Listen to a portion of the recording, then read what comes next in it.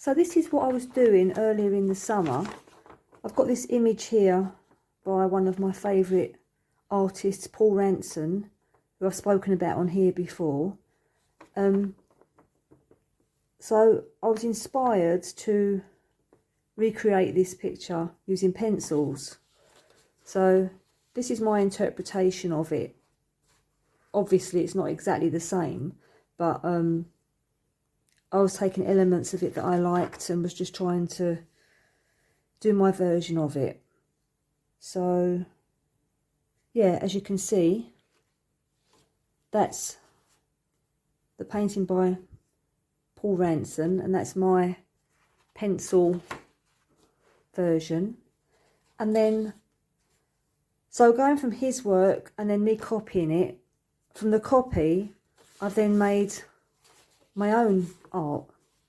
So I've taken it a stage further. As you can see, I've not coloured all of this in, I've left some just blank there. And then from that I went on and drew this little person, like a little iris person. So I've gone from a copying someone, although not exactly, and then from that copy doing another copy, sorry, not another copy, my own interpretation of that, and then from that going to that, and then from that I went to this on wood. And yeah, so it just goes to show how your work can evolve, just taking inspiration from somewhere and then just pushing it further and further. So that's my little iris flower person, and she'll be part of my Back to Nature series. And I always hit this stand, don't I? Never mind. Here's another one in the series. And these have been finished with, they're painted with acrylic paint, and I've put beeswax, polished that up over the top to give us a nice sheen and also to protect the artwork. So that's another one in my Back to Nature series. And this is the third one in the Back to Nature series. I can't speak properly today. Back to Nature series. Blah, blah, blah. Anyway, I don't know yet. I might offer these for sale on my Buy Me a Coffee page. I don't know yet. If I can figure out how to upload them onto that, I may do that. And anyway, that's what I've been doing. This is probably the best piece of art I've ever made.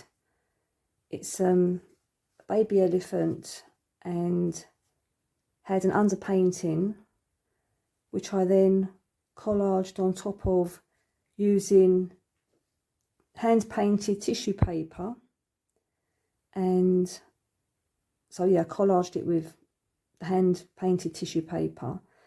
And then there were sections of interesting shapes. I went around with a white pen and a black fine liner pen just to bring out detail and make it a more interesting piece of artwork and not just a picture of a baby elephant. Anyway, I didn't really want to part with it. So what I've done is I've had some postcards made. So I didn't think it was too bad for a first time attempt of ever trying to get any of my work printed. So yeah, so I've sent it away to get postcards made, and the back is very simple. It's just got Simon Whip Artist on the back there. I didn't want to divide it up and, you know, put like where the stamp should go and all that. I've just left it more like an art card. So that's my name on there, and that's my baby elephant postcard, and I'm thrilled to bits with how they've turned out. So yeah, had quite a few of those made, and let's see if this making postcard journey goes any further.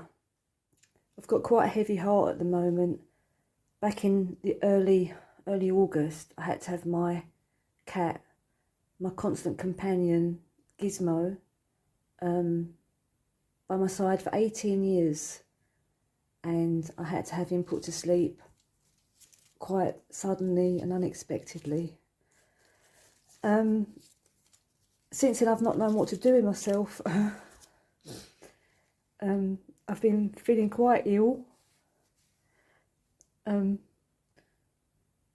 Anyway, I won't be getting another animal now. Well, not because of my time in life, but because I can't really afford to have a pet now.